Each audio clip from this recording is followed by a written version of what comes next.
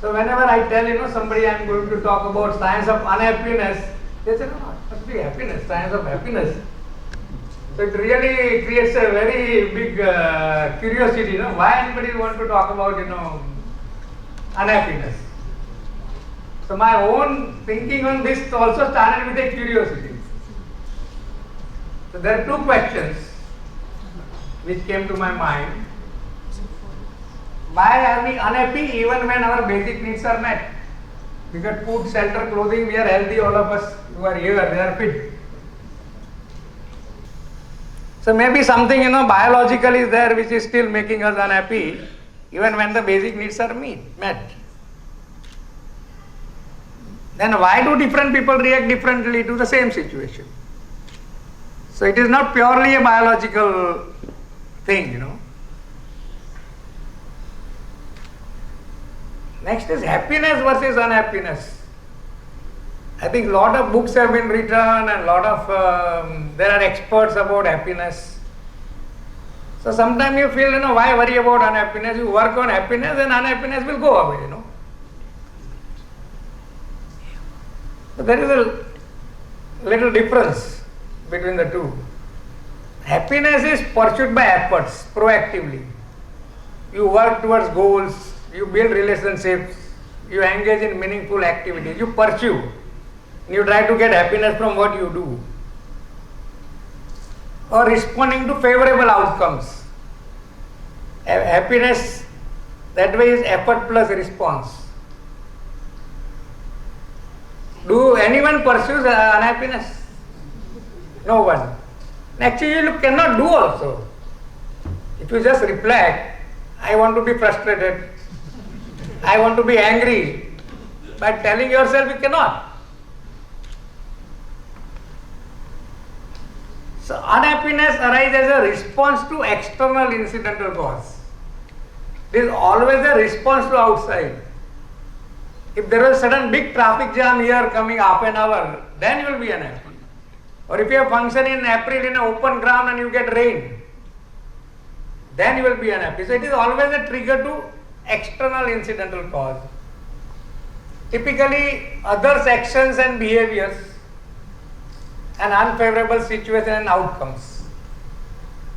So unhappiness is always response driven.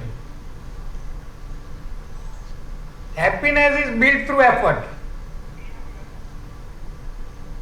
Unhappiness is reduced by strengthening response mechanism. See, these two are totally different dimensions. So it's a good idea to follow all the idea of happiness. It will increase your happiness.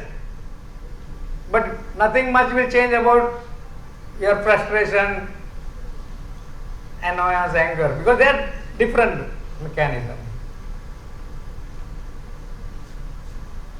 Is success a solution to unhappiness? Success comes in many forms, financial success, middle class, billionaire, manager to CEO, party worker to prime minister, player, captain. You can reflect. Does it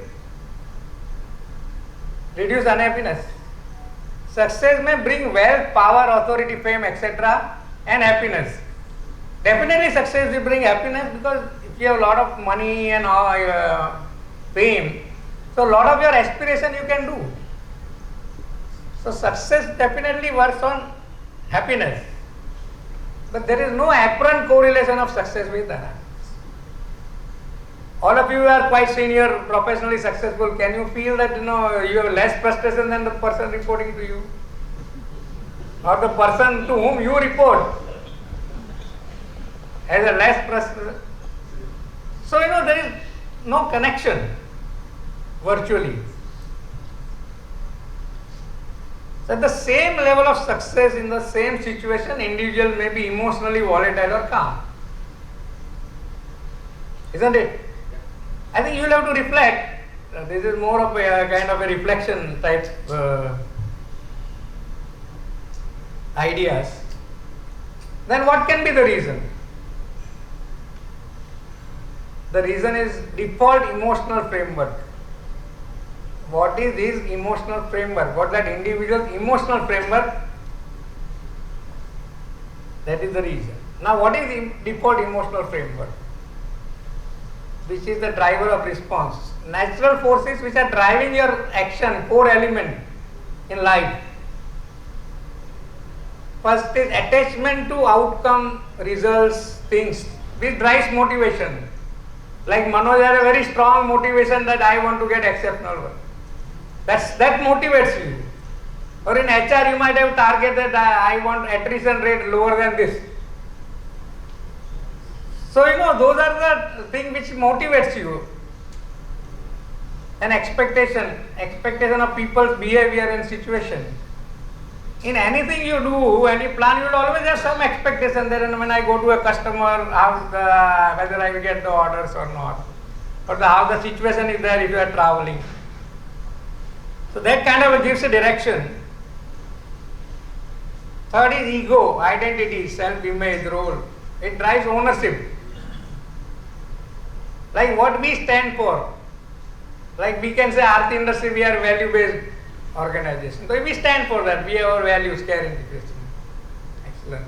Your HR department can say that we are very fair and transparent. So that is gives an identity. So per se, this is the main thing. Basically some goal will motivate you, and when you do any action, how the things will happen. So default emotional framework has a 3 component. So intensity of attachment, rigidity of expectation, and ego reactivity. How much attached you are to that outcomes and results.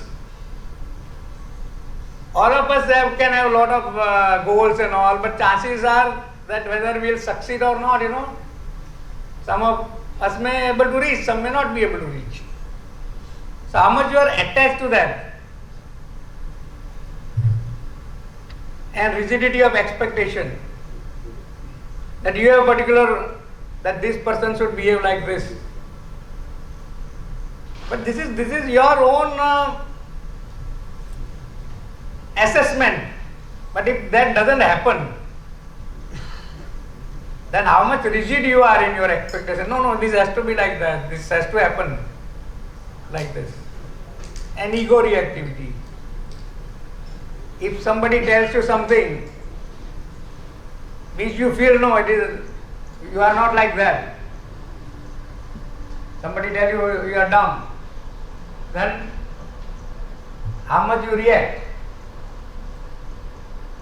So you have high intensity, high rigidity, or high reactivity. That brings you more volatile. If it is low, you are more calm.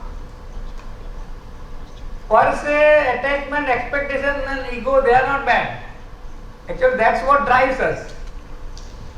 So the problem is intensity, rigidity and reactivity.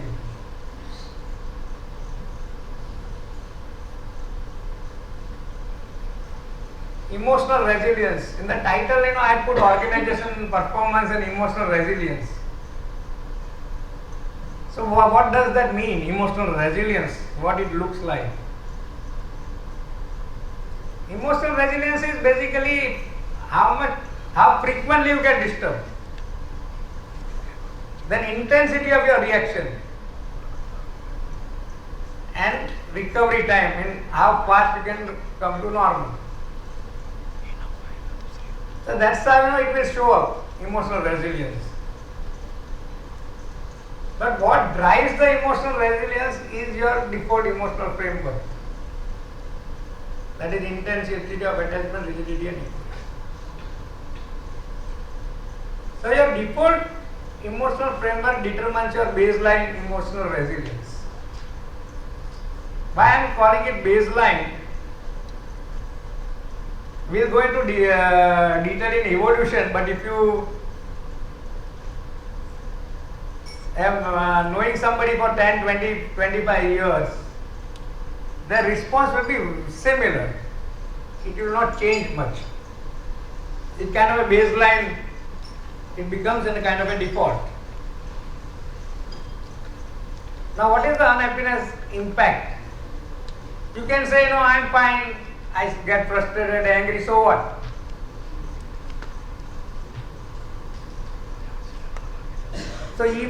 But your brain and body doesn't ignore it.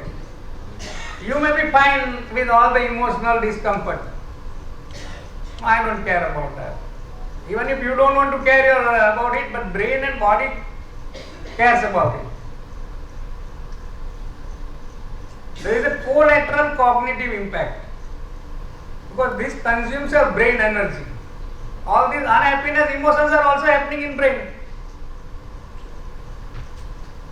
So it reduces mind clarity, it impacts your decision quality and productivity. So you can reflect, when you are frustrated. I'll give you an example. Our customer over there always come and sit in front of me and sit for 1 hour. He really will frustrate me. And at the end, you will get 1 or 2% cheaper. You want to get rid of him. So he is a very smart guy.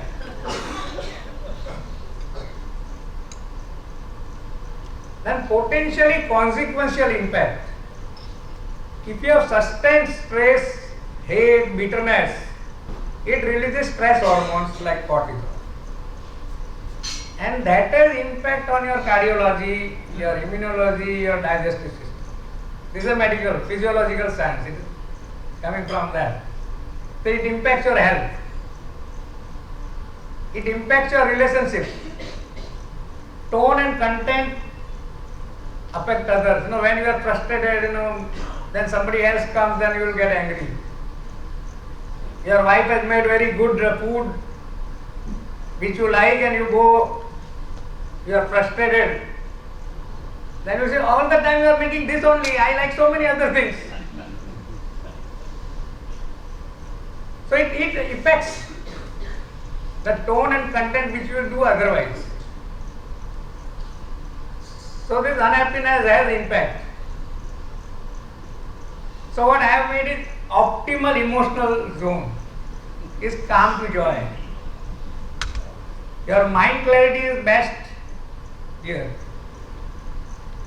And your physical health, actually it is near the joy, it is peaks when it goes down, delight, euphoria. And here it goes down, physical health. So optimal emotional zone is calm to joy. And mind clarity gets impacted simultaneously. You don't have a choice. If you are frustrated, you are angry, mind clarity has to go down. Because they are all happening simultaneously. But physical health is impacted over a repeated and sustained unhappiness. It may not happen just by 1 or 2 times. Then are we stuck with our default? This is how I am, I get angry, I get frustrated. So I'm out of my optimal zone. Am I stuck? No. It can be recalibrated. Default emotional framework can be recalibrated. Let us go into how that the emotional framework evolves. So you are born with certain tendencies, it's a genetic. And then it is shaped by observation and experience till about mid-20s. That's why even the 2 twins brothers, they are also not same. Because their observation and experience will be very similar. So there is also a genetic element. And also observation and experience, this is also becomes a culture. Like to Japanese, there are certain things will be common. Because their observation and experience, certain things are common. But still to Japanese will not be same. To Indians will not be same. To Gujaratis will not be same. If you want to go subculture. And by adult, by mid-20s, it becomes your default pattern. So this becomes our default emotional framework. In the neurologically, there are 2 parts. One is your emotional brain, another is your logical brain. And they are connectors. So those get fully developed by mid-20s. And then that becomes your So these are not flaws, these are patterns. And any patterns can be recalibrated because there is a neuroplasticity. Neurologically, there is a neuroplasticity which can help us to do that. Actually, if I am calm, there is no point in boasting because I have not done anything consciously. I am born, and up to 25 years, what I have experienced, that has made me calm. And somebody should not regret, he gets repeated anger. He has not done anything. He is born like this, and this is experience. But how can you do that? How can you recalibrate?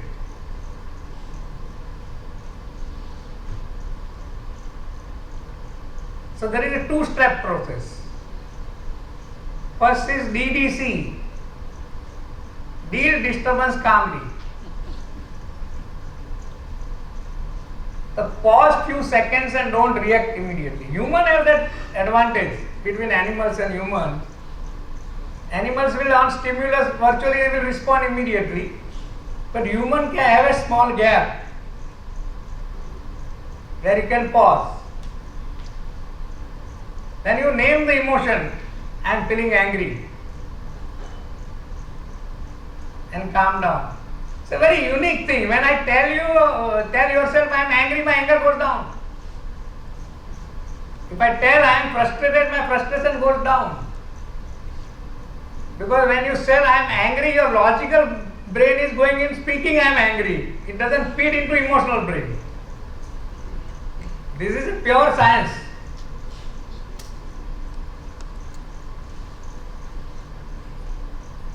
So after you get the clarity, you respond appropriately.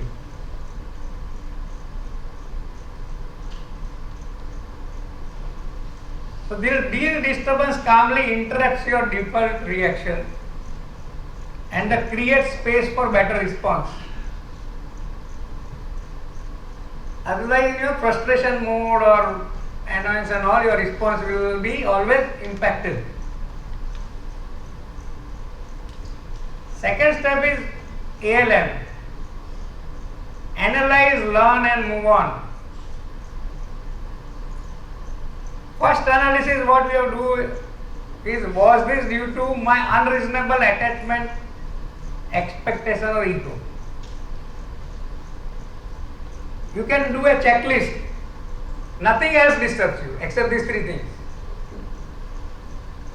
In chemical industry we call root cause analysis, RCA, 5 If you do 1 or 2, 3 why, it will come to any of this. Mano didn't get the award. He didn't get attachment. If it's so much there, we'll call the entire department, will be mad. What did you do wrong? What did you do wrong? Why we didn't get it? So then it is attachment with that outcome. Then you have to tell your mind that I want to reduce this intensity.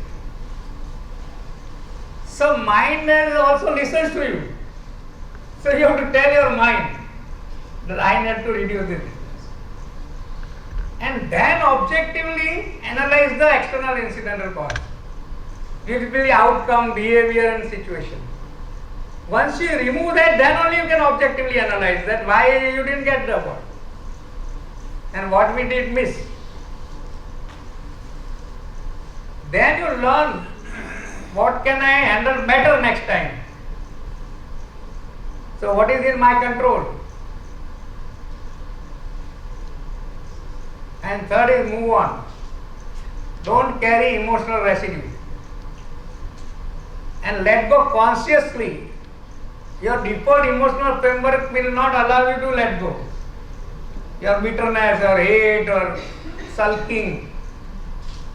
But you have to tell yourself, no, I don't want to carry this. So ALM drives deeper learning and recalibration.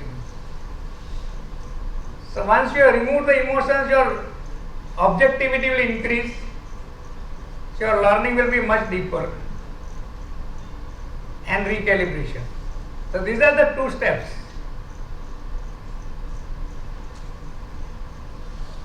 But after going through that, this presentation, and if it makes sense to you, you think it can be done. But this is like physical fitness. Like physical fitness needs regular exercise. You cannot get physical fit by just reading a book. Or you cannot learn swimming without wading into the water. So enhancing your emotional resilience needs regular practice. Just like physical fitness. So I will give you a few examples. Unexpected behavior. You don't expect from that person. So you will be shocked, you will get irritated. So DTC is pause, don't react immediately. What is the reason? This is your rigid behavioral expectation. That people behave differently. You have to go. People behave differently in different situations. Different people behave differently and the same person also behaves differently. If that you are accepting, then your rigidity will go down. And then you have to learn, understand the behavioral patterns and improve handling next time. And move on, no emotional residue. Actually, this is one of the very tricky part, Sometimes you may have relation for years. And suddenly you get very shocking behavior. Then you get so much upset that you cut off the relation. I have seen that, People were friends for 20, 25 years and suddenly for any small incident, this happens. Actually, this should be a learning that some person is reacting like that and in that particular thing he has a lot of attachment. If you go into the root cause, something may be really, very important for him and there you have triggered. So one thing is, I think on one incident, never break the relation. One or two. You have to try to calm down. And people's behavior varies, our expectation don't vary. That is where the problem comes. Second is stock market is down. So your upset and anxiety. Pause, avoid impulsive decisions. This is your rigid expectation of continuous increase. All these mutual fund people get tired, Every advertisement, market, this is subject to market risk. Sometimes what may happen, the stock market might have gone down and Sensex or Nifty has gone down by 5%. Your stocks might have gone down by 10%, 15%. Then you have to learn what is the risk management. You align your portfolio with risk appetite. If you have only 2-3 scripts, you can go down by 20-30%. If you have only one sector, you can go down by 15-20%. So you have to analyze risk and reward and diversification. And move on, no emotional residue. Otherwise you will get that fellow who is your advisor. That why did you tell me to invest in stock and then fight with him. But this is, everybody knows, but this is your expectation that it's a personal, volatility is market reality. Then receiving critical feedback. You will get defensive. Somebody says critical about you, then you will talk about his problems. You are like this, no. Oh, you are also like this. That's a normal. If some HR person, they will say, your department, you are always talk about fairness, transparency, it's all wrong. Then you will get very upset. I always claim, say I am honest and somebody says, no, you are dishonest. This is your ego reactivity. Not everybody will behave same, right? People will behave differently. Because if somebody tells me I am dishonest, then I doesn't become dishonest by what he is telling me. Then why should I react? Then that is my ego reactivity. Actually, we can ask, if you take out that reactivity, then you can have 3 questions. Whether that person is missing in the context, whether he doesn't have full information, then why he is saying that HR is not proper or I am this.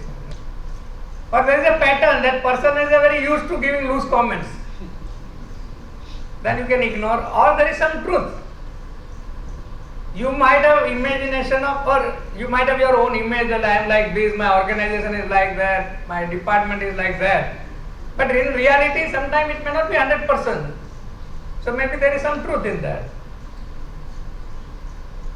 Then you have to learn and extract useful feedback. But typically, this is one of the most difficult part, ego. And no emotional residue. That's to the person who might have given you the comment. Feedback hurts when ego reacts. Otherwise, feedbacks are always useful. Isn't it? So that allows you to reflect.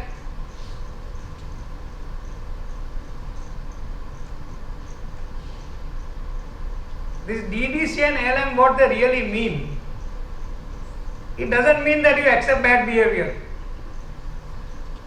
or tolerate injustice or become passive or accept roadblocks in your work.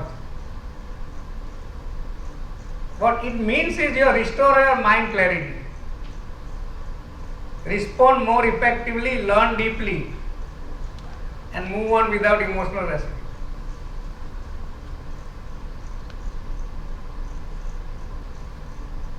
So calm response is not a weakness, it is control. So this is the picture form. As outside events, they are all external incidental cause. When it reacts with your emotional framework, you get the emotions, and this is the full gamut.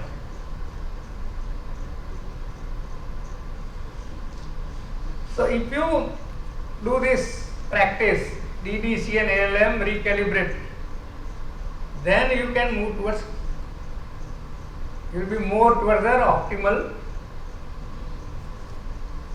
emotional zone. So this is kind of a summarizes what is the, why we are becoming unhappy and what can be done.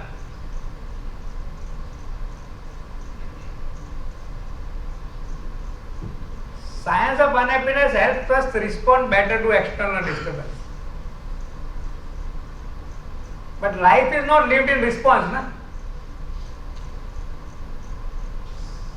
Life is lived proactively in pursuit of aspirations. There are 5 types of aspirations. One is career or education, finance management, relationships and health and relaxation.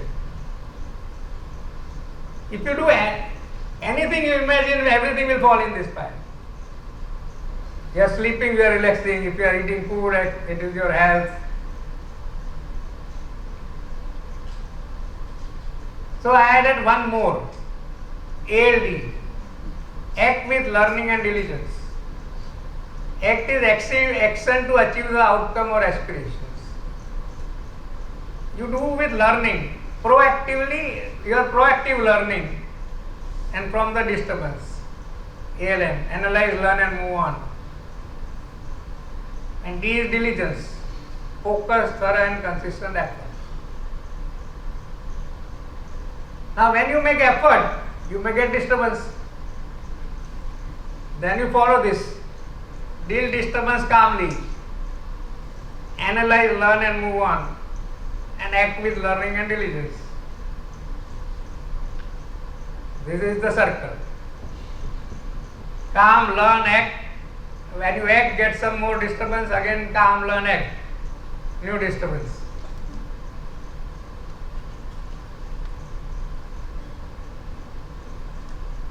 So I have converted into a framework. Puneet mentioned about the framework, no? So you should have a framework. So peace, joy and growth wheel framework is a practical framework derived from the science of unhappiness and applicable to all aspirations for people of all ages.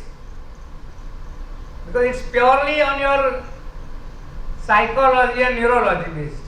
So it has nothing to do with what aspiration, what age. It is practicing 3 restoring mind clarity and cooperation enhancing drivers.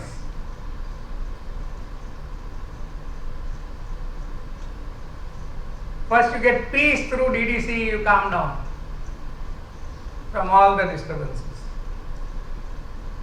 Then joy through ALM, learning. Actually learning always gives a joy when you learn something.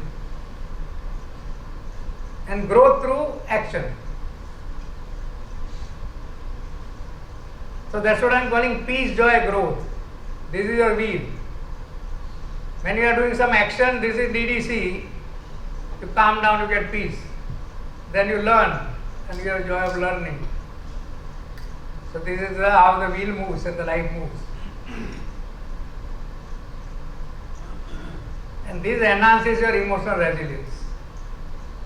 Once you have this practice, this enhances emotional resilience. So this was the first part, basically how can you reduce your unhappiness and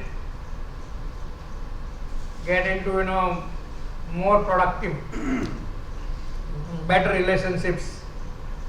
Now second part of today's is organization performance. If emotional response matters for individual, it is mattering for us individually, it matters even more for organization.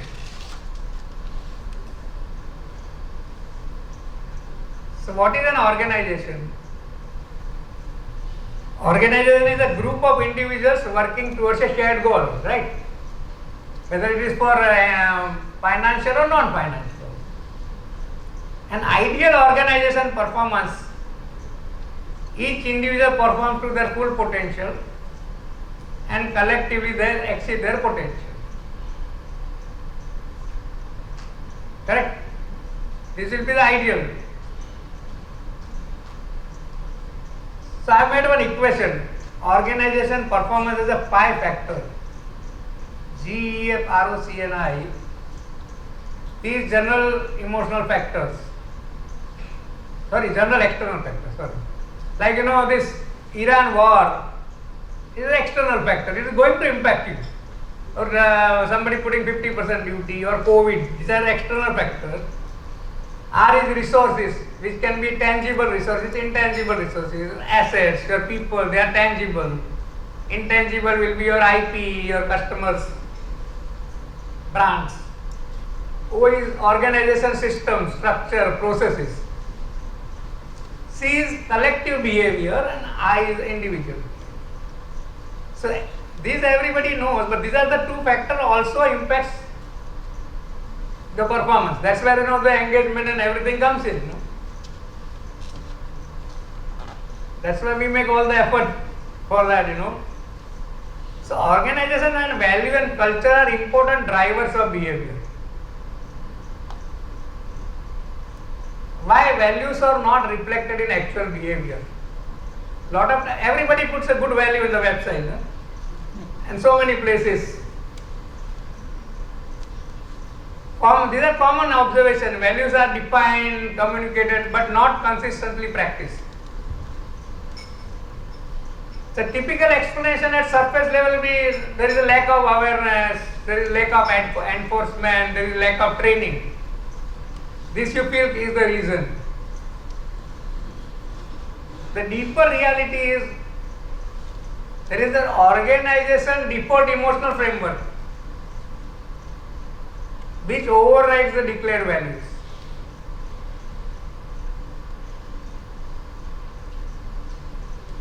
Organizational default emotion. Just like individuals, organization also have a unique DEF, default emotional framework. It characterizes the spectrum of fair to greedy. How much fair it is, it's a full spectrum. So when really thing matters, whether you are fair to your stakeholder or you become greedy, you are still within the boundary of the law. or integrity and manipulative? How much is value of your word and how much you try to twist and manipulate? So this is unwritten default emotional framework.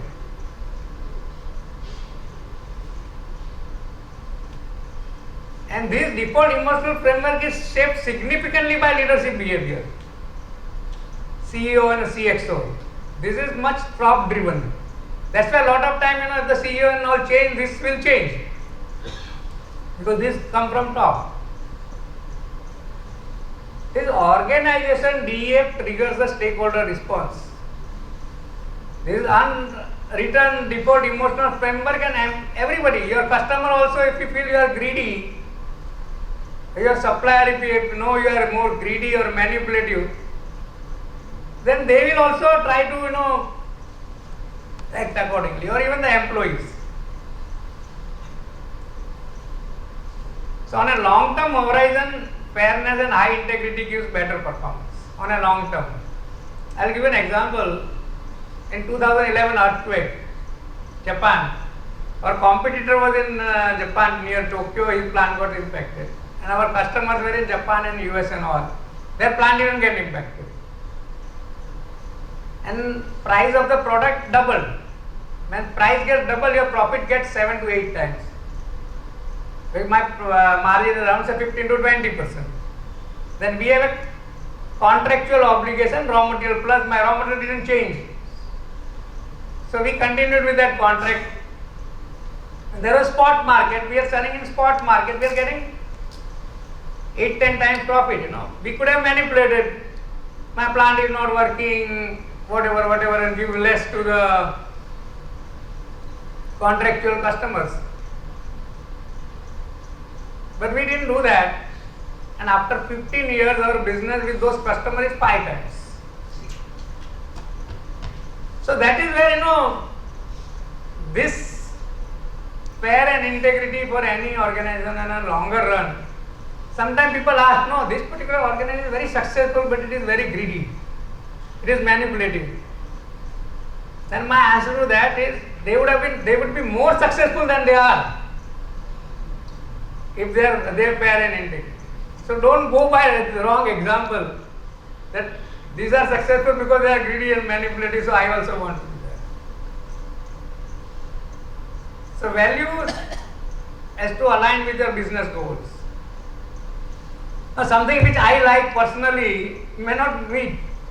Like chemical, we have a lot of discussion. We say we don't want innovation as a value. Our manufacturing has to be disciplined. Otherwise there will be a lot of safety issues. So it has to match with the business. And it has to be embedded in daily behavior. So values kind of gives a clarity. It acts as a decision. It's like a North Star. If there are any confusion between the senior people, now what should be our decision? This is our value, this is how we should do. So that reduces the friction. So value defines intent, but actual behavior is also overridden by behavior. That's where the mismatch. Culture. That's the execution layer of values, You might have a particular value, but if the culture is not matching, this is my favorite line, culture eats strategy for breakfast. All the boardroom, everybody will make strategy, but ultimately the culture of the people is not unified. So one culture I feel has to be listening organization should be essential part of any organization. When it's a manufacturing, service, profit, lot of time people say listening, learning organization. But everybody will do learning, but somebody has to listen, no? Otherwise the learning will go off. Even I think what you have shown also, the listening is a very, very important part. And why listening doesn't happen, there are barriers, silos, fear, jealousy, that is preventing the listening. But if you have a listening organization, there will be benefit, seamless flow of knowledge. There will be higher collaboration, better decisions. So how these three are connected They are not independent connected. If you have weak DF, values get ignored. If you have weak values, there are inconsistent decisions because you may do it on a situational decisions. Weak culture is a poor execution. So this misalignment, creates organizational disturbance and organizational friction, unhappiness. This is the collective part.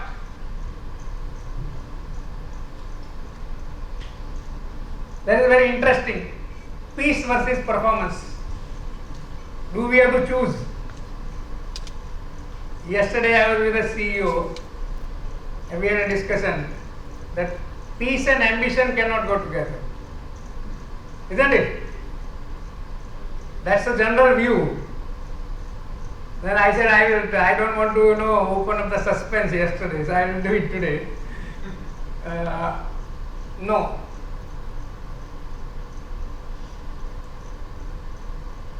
Calmness and ambitions are not opposites. They are driven by totally two different mechanisms.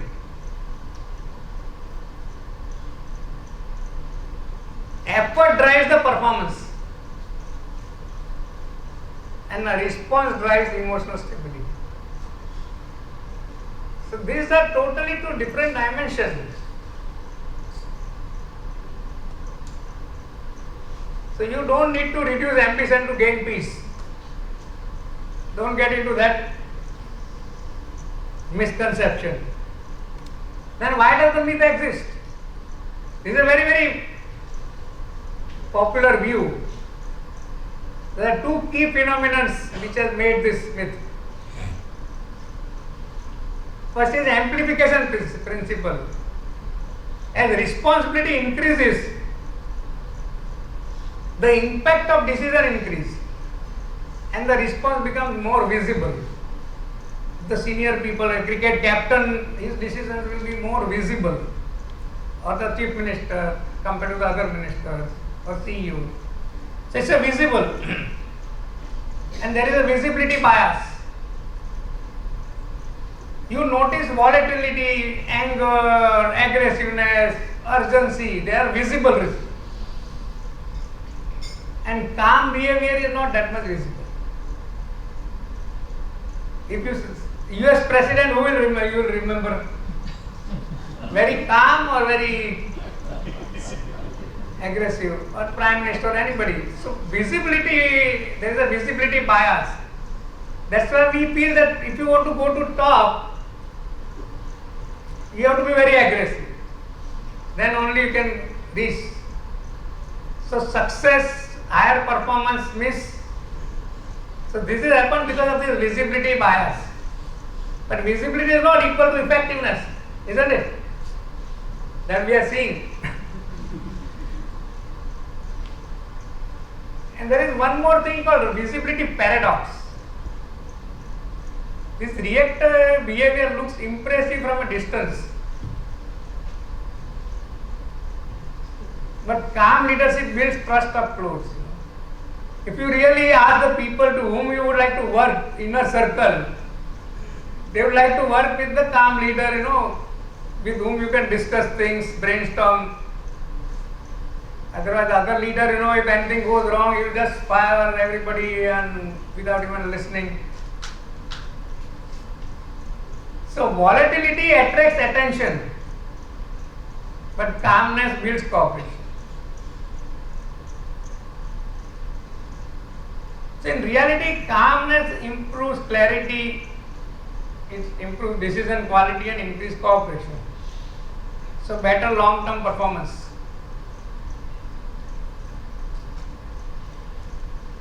What do you feel? Does it make sense? Yes. Now career growth trajectory, same capability, two young engineers start same university, but they will have different growth trajectory in the career. Now what are the factors?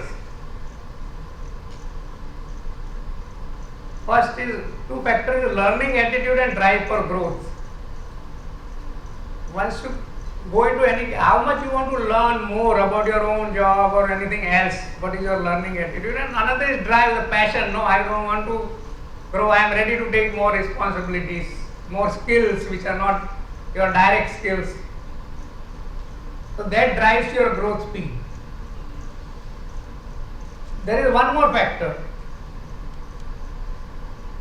Your baseline emotional resilience. That will determine your growth sustainability. If I have to choose a CEO who is volatile, that will be the first thing you will get out. Because they have to deal with so many disturbances across the board. And he is reactive, and so it cannot work. The leading competency framework, people from Korn Ferry also are here.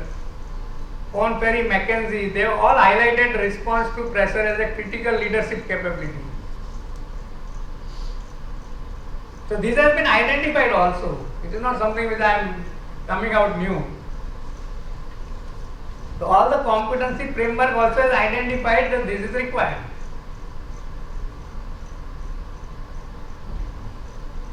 So how does this emotional resilience and present performance, I just like to give some example. If you have low emotional resilience, you are reactive under pressure, you are visibly frustrated. You have high emotional resilience, your response at the moment is calm and you are responding thoughtfully. Then the outcome with low emotional resilience will be inconsistent decisions, there will be team friction. तो boss का mood पे काम करेंगे. With high emotional resilience you get better decision, your strong trust. The same capability, but different response, different outcome. So you have to deal with a customer, it is a very difficult customer. And if you are frustrated and all, then your outcome is going to be impacted. But this is present performance. What about future?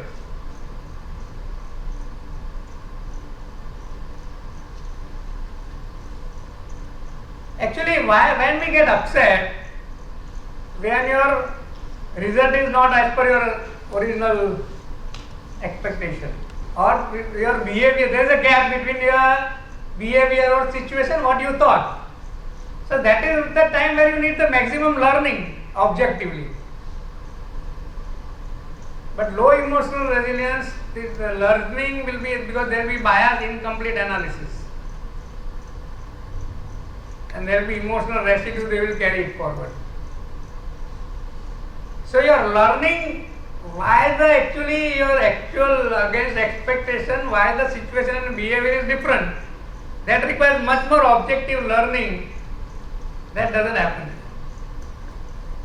Here you have much more objective analysis, you don't carry any emotional residue. People behave differently, we have to understand their pattern. There is no hate, nothing.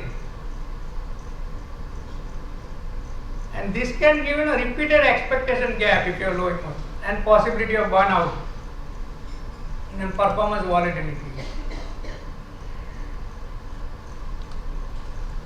This is the future impact. There is a reduced expectation here, high emotional resilience, the expectation gap will reduce because you have analyzed the situation better.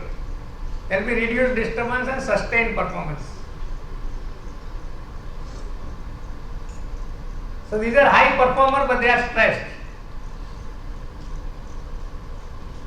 And these are higher performers. They are calm.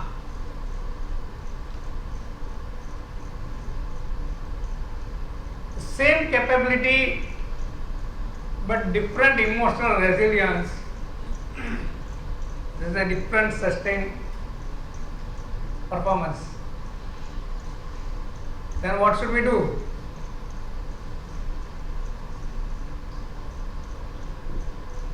Then organization's leadership responsibility, CEO and senior leadership, They are the people who are responsible for sustained performance, right? All of us here who are here, we are responsible for sustained performance. Then you have to build emotional resilience as an organizational capability. So top management has to have like so many other capability. We do a lot of functional trainings, and in addition to that, how to deal with the people, all those training we do. But this is also equally important. And why I have written, especially in listed company, if I got my own private company, then I am not answerable to anybody. So my performance can be anything. But listed company, your shareholders are what making you directors, and on what basis?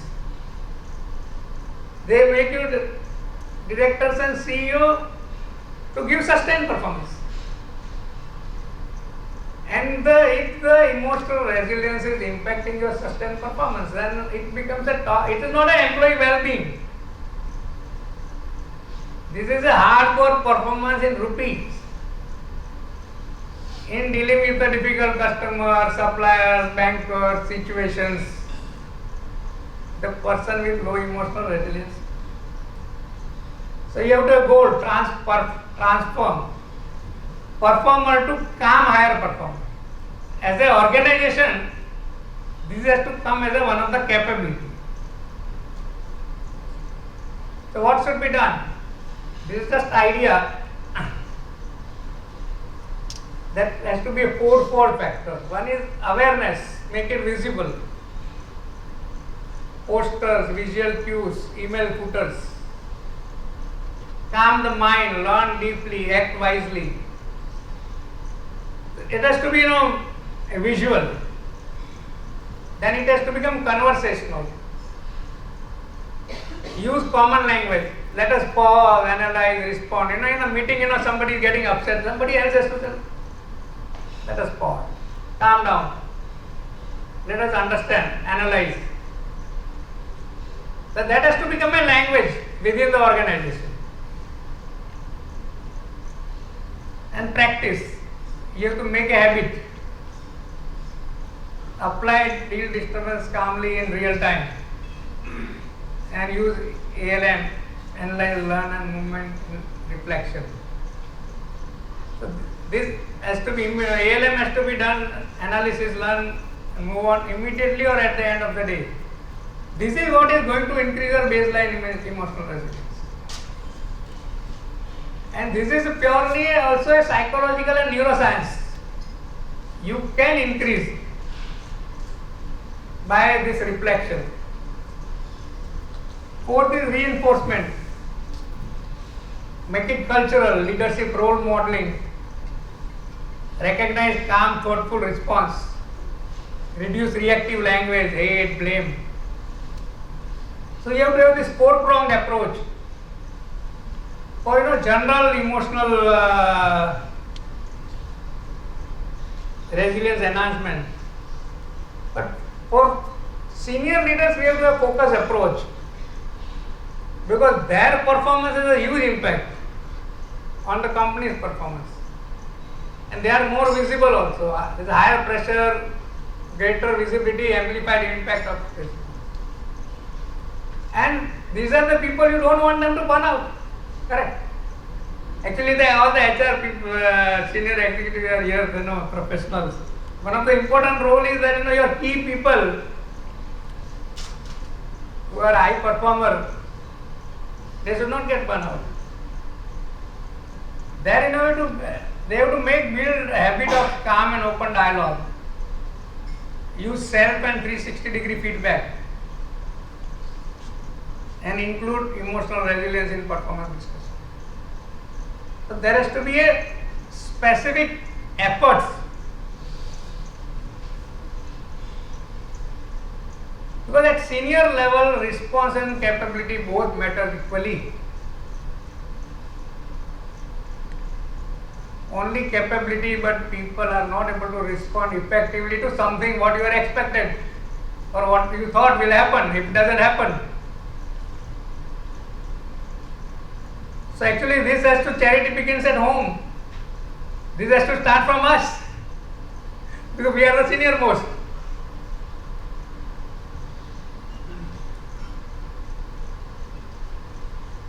So making emotional resilience measurable.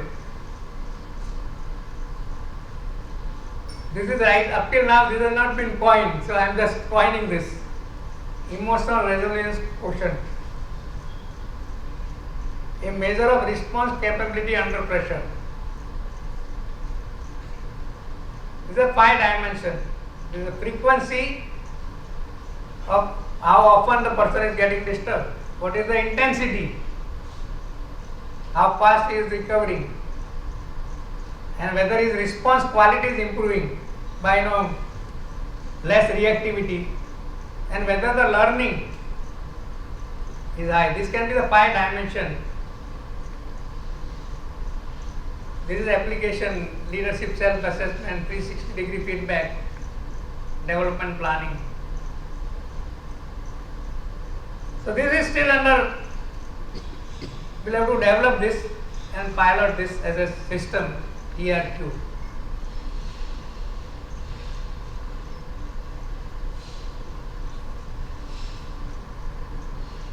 These are the 3 dimensions of impact.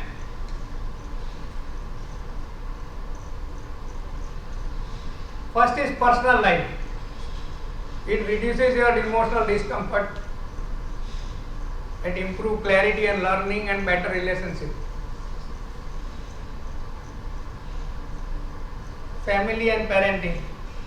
Actually, I want one more element which is for the relationship, where the parent-child dynamics and spouse relationship and all I cover in that.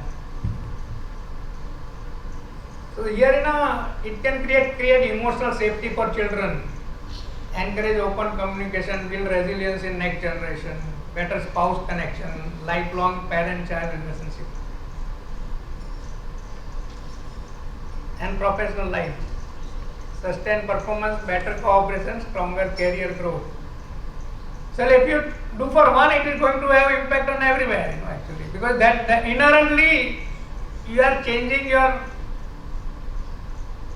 fundamental default patterns.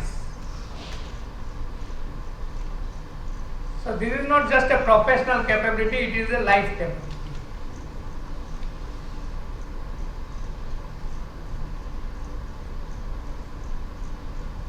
So at the end, I think I might have been able to convince that calm is not opposite of ambition. It is the foundation of sustainable performance. You have to practice this framework, enhance emotional resilience, which will give better response, better decision, better performance. Calm the mind, learn deeply and act wisely.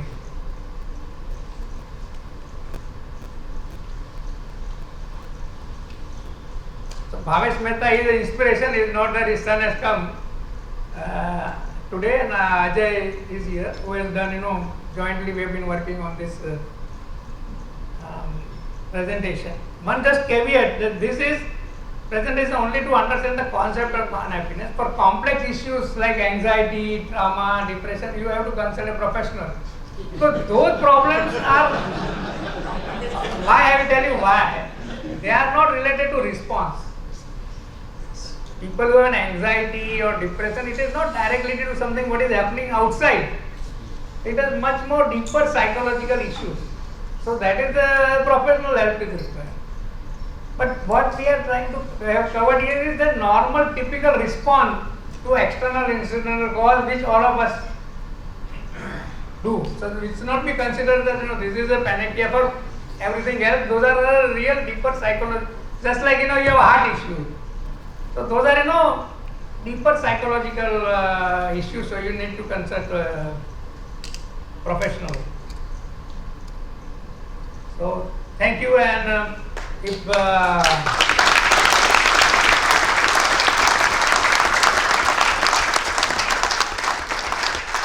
clarification or any, I think we can have 5 minutes. So Gogri, let me compliment you on an amazing presentation. I can clearly visualize the happiness of all employees that you yourself talking about the science of happiness and unhappiness. So that's brilliant. One question which comes to my mind is that which is the single biggest change that you in your experience have brought about based on this knowledge? The single biggest change. This and Nancy went to outstation for further studies in medical. And she has picked up so much with DDC and also telling her friends, whenever anything happens, calm down, real disturbance calm. And it is the parents are so happy because they are very much worried, they are sending their daughter to a very distant place. So fundamentally, lot of people and people who are more involved with this, they are definitely it gives an impact. Sir, thank you very much. It was indeed very insightful. There was one slide on the organization performance where there were multipliers, and there we had the collection. If it's collective contribution performance, the individual performance will also be involved or included in that. So just if you can share any thoughts. There was a great depression, great recession, and these are things which goes on happening. The solution is same. This is the issue. On 1st March, the bombardment started, right? So immediately our CEO and commercial team had to sit. Which raw material will get, which will not get, which customer will be ready to pay. Rather, whether the Iran was right or Israel was right, we forget about that. This is the issue on hand, So, which you have to manage. So, ultimately, only thing is that things are become much more, complex, especially in last 6 years, one thing after the other. COVID, then we settle from COVID, then you have a Russia-Ukraine war. That creates another challenge. Then there is a high interest rate. Everybody in the world is trying to reduce the inventory. So by the time you recover, then you have a Liberation Day tariff. And this year, this war. So this is really a very tough time. I think this is the time where the calmness is the best. For the lovely presentation you had. For me, it is very insightful because I have done my PhD in workplace happiness, and to learn the concept from a sphere of unhappiness was very fresh for me.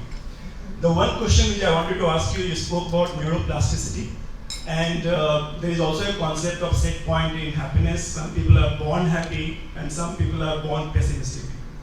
So how do you use your neuroplasticity to ensure that generally unhappier people also become happy? Same thing, I got only two, DDC and ALM, Disturbance Calmly, Analyze, Learn, Move On. That practice you have to do, that is the practice. Some people are lucky, they are calm, other people are, it's a purely luck, basically. That's why I said nothing to be boasting, but to be guilty. That's how, by mid-20s. Actually, in my presentation with parents and teenagers, neurologically there is a golden window between 13 to 20 year age, where the teenagers can be molded into this. If they do this practice at that time and with the help of parents and teachers, by the time mid-20s, the default emotional framework will be of high emotional resilience.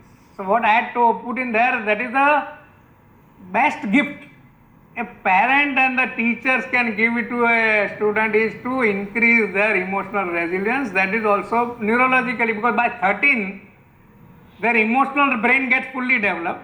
Their logical is not developed here. That is still, logical brain and connectors are still forming. So that is that golden window, if the parents and teachers are able to capture, Actually, this all knowledge also has come in last 25 years. This neurological knowledge also is a relatively new. And this particular thing can help, but that can happen up to 25 years. After that, so you have to do much more. I have a small not agree that it's pure luck. That because when I say my personal example, there is I think awareness, and that could be luck. That does life throw to you an opportunity when you become aware that these factors are actually at play. So therefore, I think you're doing a great service to the workspace in general, and especially with so many HR professionals in the room, that you're sowing the seeds of an awareness building that these factors are important, they are always at play, and we need to start getting aware. So I think if we increase awareness, the play of luck will become lesser and lesser. Right? So if one has benefited totally by accident, you would give more importance to luck. But as you make it structured input, then luck would go down. The other thing which you are saying about the golden window, I am very delighted to find my granddaughter goes to an experiential school. And when people or adults in the family argue, the little child says, Om Shanti, calm down, and she said, pause. So the words you use, the 6-7-year-old is using, because the school is teaching. The schools today are beginning to build resilience, because they realize families are not doing that anymore, and it's important. So I think a little bit of, you're well placed in industry and all. We continue to raise this voice, then let the school curriculum include this. And I think it will be a great help. Actually, school priorities, which is up till now is not defined. So what I have tried to define, there are two foundational priorities. One is physical safety and second is emotional safety. Emotional safety is to be able to have open communication without fear about anything, whether you are good, bad, and all that, your achievement, your failure, queries. If that emotional freedom, if your child has, without worrying about scolding or typecasting and all, that can make a huge difference throughout the life. The one idea is to get into the schools itself. Then they can, in the parent orientation, they can tell the parent that these are the important things which they start doing when child is only 4 or 5 years old, and then use this teenage window so that before 25 years you get a high. When we were brought up in 70s, if not 80s, the definition of a true leader used to be like this only. You look at Mahatma Gandhi or the way leadership used to be portrayed at that point in time, it was calm and take a pause and then decide, stay calm in the most difficult situation also. But I don't know what happened, and that was how the Gita is also said. When I heard you, it was almost like a Gita class. But what happens is, the moment we enter the corporate world, so then we realize that the world is different, because अच्छे leader को चिल्लाना पड़ता है. तो it took us a while to learn that style कि अभी चिल्लाना सीख गए, अभी हम अच्छे लीडर बन गए, अभी now you are telling us to go back. So the point is, it's good that I think actually the leadership from beginning, ever since the humanity exists, emotional resilience has been the trait of leadership, which somehow I don't know, corporate में हम कैसे उसको भूल जाते हैं, and then we do the opposite of that, and this is very heartening to see that we start this dialogue at least. But actually, I have one slide, I had put Lord Krishna, Sthit Prajna, do your duty, don't be attached to results.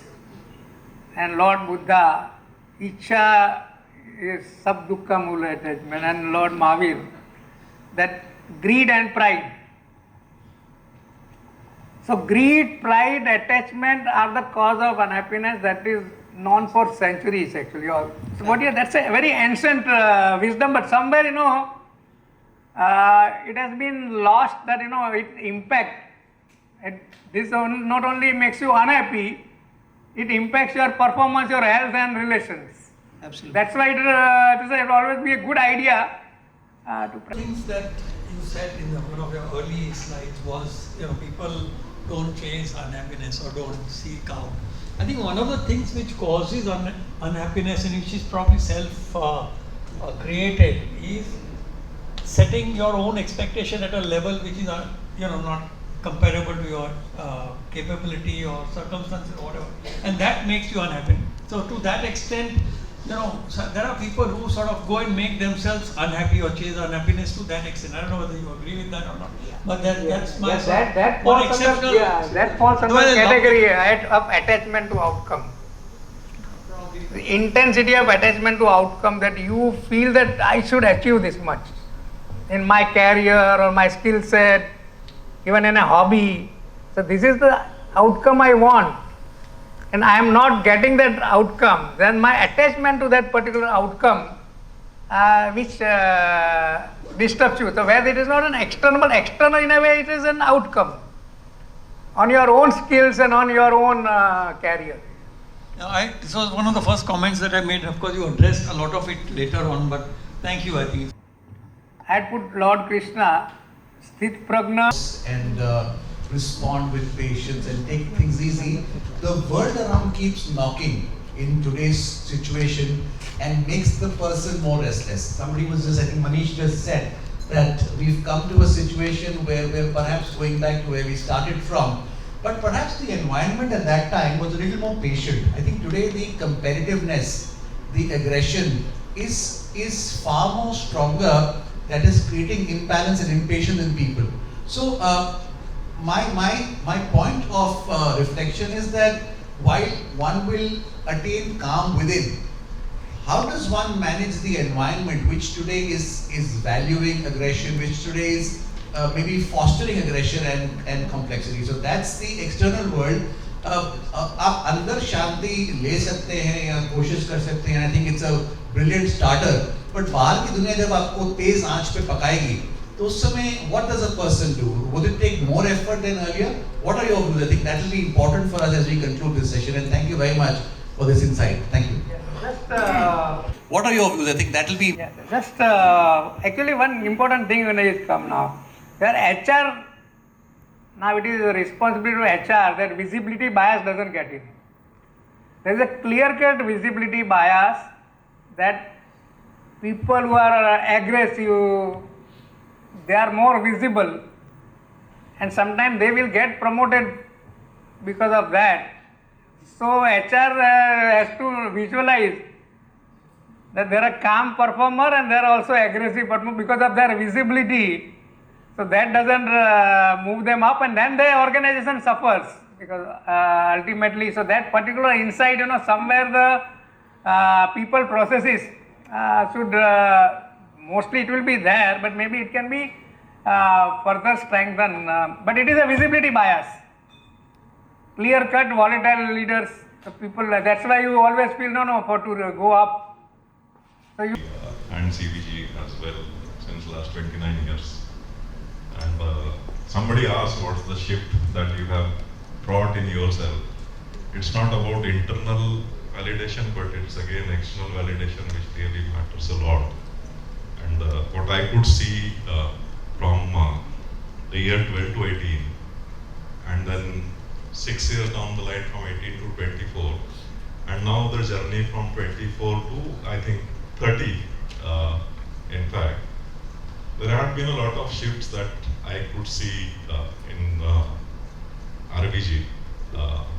CVG stepping down and then actually taking the business forward, having knee deep into the entire day-to-day operations, and then detaching from the attachments that he had with the entire business per se, and giving the baton to the generations who were there already, and transforming the organization from what you can say is a family driven organization to a professional organization in itself is a big shift I could see in RBG. So thank you, RBG. And company's chairman speaking like this in itself, giving so much of time on developing this kind of stuff, I think it's heartening. And I'm really getting emotional, RBG. We are really proud to have a chairman like you. So thank you. Great.